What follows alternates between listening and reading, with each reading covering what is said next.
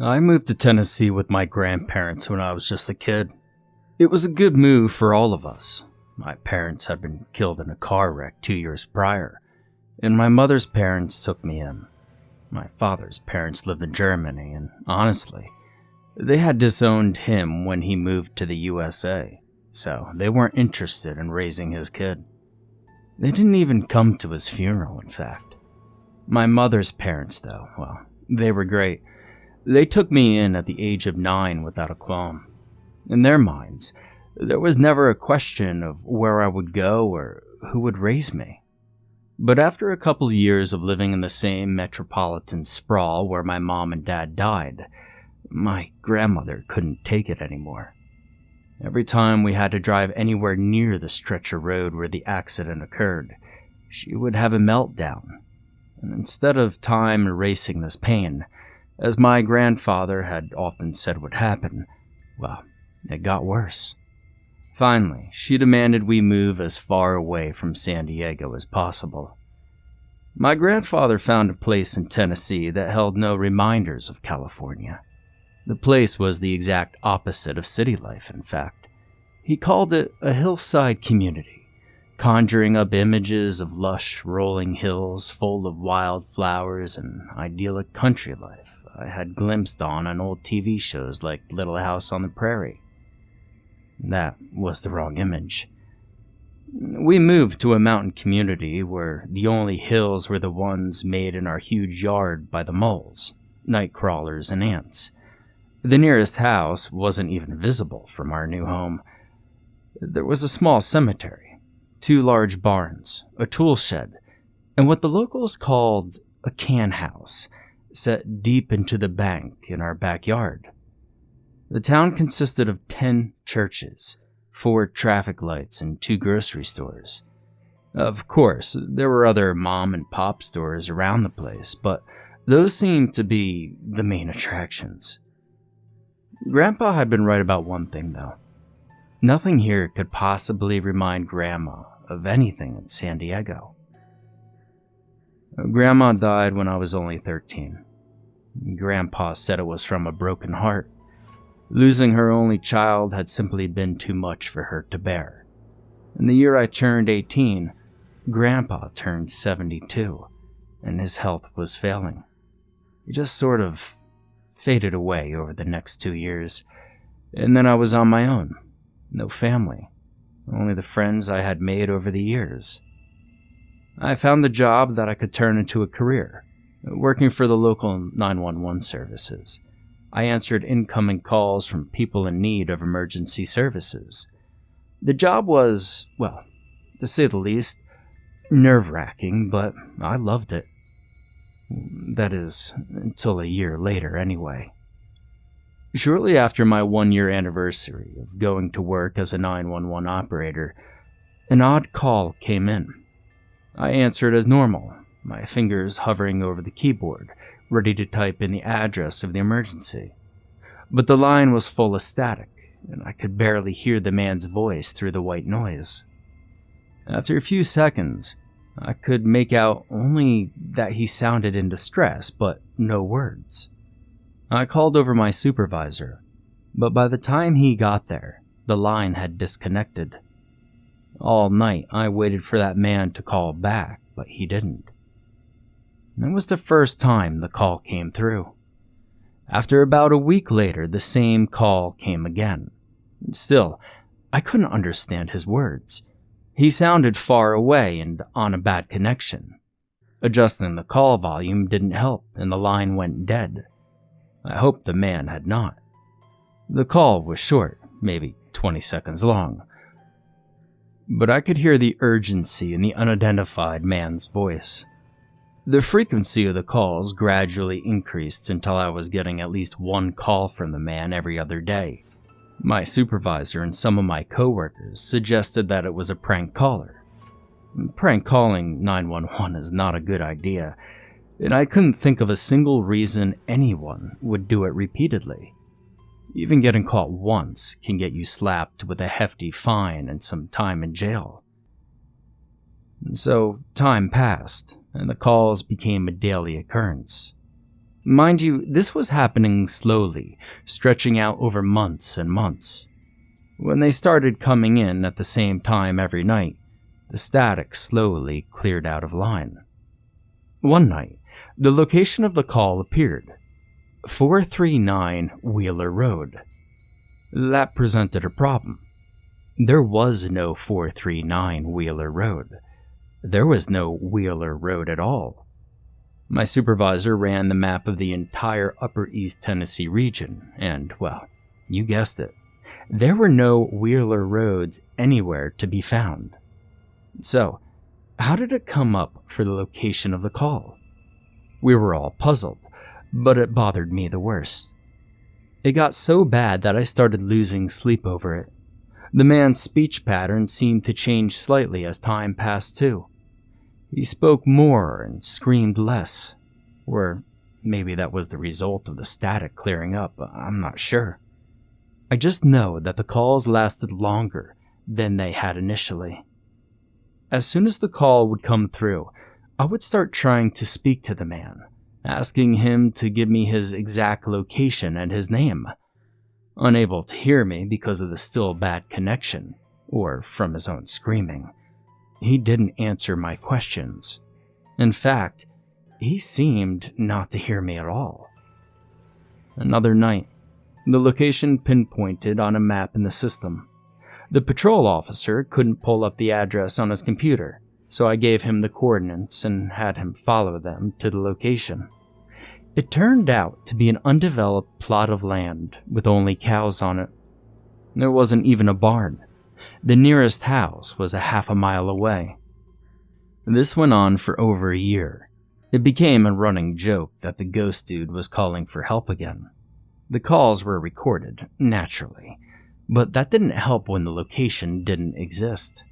My supervisor would hum part of the Twilight Zone theme some nights. Other nights, he didn't even bat an eyelid when the call came, and I reported it. My gut nodded, and I broke into a clammy sweat every time the mystery man called, though. I could feel the man's fear as if it were my own. He sounded terrified beyond imagining. His sobs mingled with screams of grief intruded on my sleep. And some days, I woke up screaming from a nightmare I could never fully remember. Just the feeling remained after I opened my eyes. The rest disappeared like early morning mist burned away by the heat of the sun. In the nightmare, I saw something so terrible that all I could do was scream and cry out in heart-wrenching anguish. I was tortured with the feeling long after waking and starting my days. The night came when the static had cleared completely, and I heard a few words from the man. They were clear and full of pain, but he still seemed unable to hear me for whatever reason. Through his wails of agony, he said, "Please, come quick. Oh God, there's so much blood." The rest was fragmented and so badly chopped by dead silences that I couldn't make it out. My pulse quickened into higher gear. There had been something familiar about that voice. Familial, even. Had it been because I had been hearing the same voice every night for so long? When the line went dead, I had to run to the bathroom to be sick.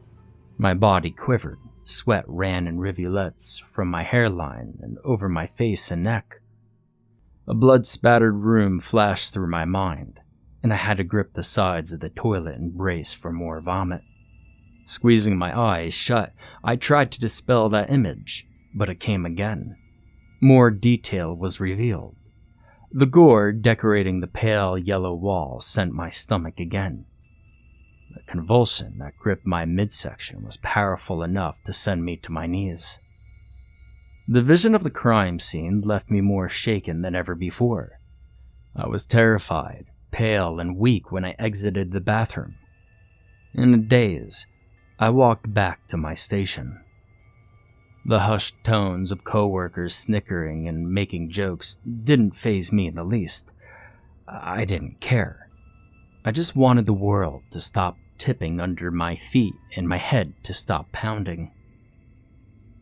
To take my mind off of things after that, I started socializing more, going to bars, clubs, hangouts that were not too close to my home.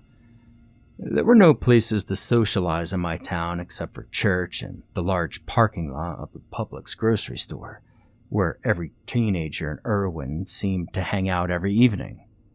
Yeah, no thank you. My new social life ended up taking my mind off of my work and the stress off that nightly call. Not completely, no. Simply drinking and being around new friends couldn't do that. For that to happen, it took a miracle. And that miracle came in the outrageously gorgeous form of Shelley DeRoga. We hit it off right off the start. Her hair was the pale yellow of summer buttercups. Her eyes were a piercing crystalline blue, and her alabaster skin was flawless.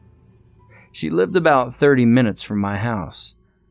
As soon as we would part ways for the day, I missed her. Yeah, I know, it sounds so fucking cliche, but, well, truth is the truth. We were married only 5 months after we started dating. She moved into my house and things were great. Well, better than great. Shelley was my world. Only a year before, I had been certain that no such love existed in the real world. It was only for plots in Hollywood movies and romance novels. The mysterious man who kept calling from a non-existent address was relegated to the back burner in my mind. I only thought of him when his call came in at work. I would still get nervy and jittery, but soldiered through each call, knowing that it would be brief. No one even joked about the ghost call anymore, and I had stopped being the butt of office jokes for getting so sick after that one call. After marrying Shelley, I became the envy of my coworkers. The men couldn't believe I had lucked out by snagging such an alluring, sexy woman. And to tell the truth, well, I couldn't believe my luck either. But then again, I didn't much believe in luck. Shelley and I had been destined to be together. There was no other woman for me, no other woman I could ever imagine being with. Did I believe that our love had been planned out by a higher power? Well, let's just say that if someone revealed to me one day that our love had been written in some cosmic tablet by the big guy himself, I wouldn't be shocked. 3 months into our marriage, I returned from a busy night at work, and Shelley met me at the front door. Her hug lasted a little longer. It was a bit gentler, and her lips lingered on mine even after the kiss was over. Naturally, I thought this meant only one thing. My woman had a kinky night planned. Grinning, I asked her what that was for. She giggled and then bit her lower lip as she pulled something from her back pocket and held it up for me to see. She was pregnant. We were going to start a family. I was going to be a father. All the emotions that swirled through me at that moment are impossible to describe. It was like a tornado without the destruction. And from that moment on, I understood what people meant when they said they were on cloud 9. Soon, we found out the baby was going to be a boy. Not long after, Shelley really started to show. We laughed and daydreamed about our little boy. His name would be Dalton, and he would have anything any little boy could ever want. He would grow up to be a famous lawyer or quarterback, depending on which fantasy we were going into that day. And that's when the calls from the man with the now very familiar voice began to change. The calls became clearer. I could hear more of what he was saying, and the sickness returned. Each time I would take one of his calls, I would become violently ill.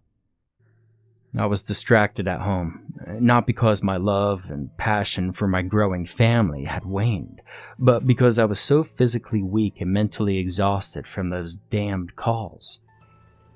My wife's parents had been thrilled to learn of the pregnancy. and they promised us the surprise of a lifetime before the baby came. They had worked on that surprise since the 3rd month of the pregnancy. Shelley was in her 8th month before we were ready to reveal it. On that day, as I drove home, feeling worse than I ever had in my life, I saw their car in the driveway. They wanted us to go with them to see the big surprise. If Shelley had given one tiny sign that she might not feel like it, I would have asked them if we could postpone it. But Shelley beamed with excitement. She couldn't wait to see this thing her parents had been working on so hard for months. We followed them to a house that neither of us recognized. When we stepped out of the car, her mother dangled a set of keys in front of us, and her father held out a manila envelope stuffed with papers. The next few minutes was a whirlwind of commotion as everyone hugged and the ladies squealed with delight. Her parents ushered us inside the house. Everything was new. They had bought the property, had the house built, and then furnished the entire thing. I was too shocked to say anything much. Shelley cried through the whole tour and then absolutely bawled when she went into the nursery. Just before we left, her mother was telling us how they had taken the liberty of naming the road. It was Wheeler Road. She said it would be a road instead of a lane because another couple had bought a couple of plots of land farther up from ours and planned on building 2 or 3 houses there to sell. And then the sickness stopped me, and I ran for the edge of the road to throw up in the tall weeds there. I made some lame excuse about eating a bad sandwich from a vending machine at work, and we left. 2 days later, Shelley had packed up all of our things, and the movers had loaded them into the truck. When I returned from work, we followed the movers to the new house. My hands were cold and clammy. That man's voice kept running through my mind, and I was sick twice that first night. The coordinates for the call didn't match our new house. Yes, I checked. So why did it bother me so much? I couldn't understand it. The only room in the house I didn't like was the living room. From the pale yellow of the walls to the washed-out beige color of the carpet, it was just ugly and generic, as if it were only an afterthought and stuck on the house after the rest had been so perfectly designed to exude warmth and coziness. Over the next week, I took Shelley to the emergency room twice with false labor pains. We were both getting edgy. The baby could literally arrive any day, we thought. I requested time off from work and was grudgingly granted 2 weeks. One of those weeks was my normal vacation week. The other would take all sick days I was allowed for the year. That was fine with me. On my last night of work before time off started, I answered that damn call again. That time, no address showed up, but the line was as clear as any normal call. The hair on my arm stood up, goosebumps crawled over my body, and my gut clenched as the familiar voice began wailing for me to send help, that there was blood everywhere. Once again, I tried to communicate, but he couldn't hear me. Then my blood chilled as he sputtered about his dead, pregnant wife. I thought I was going to be sick again as flashes of that murder scene hit me. In the flash, I saw pale yellow walls and awful beige carpets splattered and soaked with blood. My body went numb, and a loud hissing ring started up in my ears. Peeling off the headset, I raced out of the building. Breaking every speed limit between work and home, I arrived on Wheeler Road minutes later. The drive is a blur in my memory, but the certainty of what I would find in my home is still clear all these years later. Because it's exactly what I found when I opened the front door. All the thoughts of the reoccurring call to my work vanished. The man wasn't even a blip on my radar as I stared in horror at all the blood around my wife, around my beautiful Shelley, my world, my only love. I don't remember making the 911 call, but I must have because several cops and an ambulance arrived, bathing the night in their blue and red strobes, covering my screams with the wail of their sirens. It took them 3 years to solve the case. Not that it made any difference. Shelley was still gone. Our son was still gone. Nothing would ever bring them back. But I won't lie. When they sentenced the perp to death, I smiled. It was the first time I had smiled since that night. So let me ask you something. Do you believe in alternate realities or universes? Because that's the only thing that would make sense. I mean, somehow, I made those calls to me at work. I was the only worker who ever answered one of the calls. Was something trying to warn me? Was something trying to prepare me for the tragedy ahead? I think time warped in and over itself so my future self could get me a message. And I think the only reason that happened was the depth of my love for Shelley. I loved her so much that I found a way to send that distress signal across the years, trying to save her. If another me is out there getting to marry Shelley all over again in some parallel universe, I hope he can save her. I hope he gets the message loud and clear this time. It comforts me to daydream about Shelley and I raising our son and then growing old together, even if it is in another reality, a happier reality.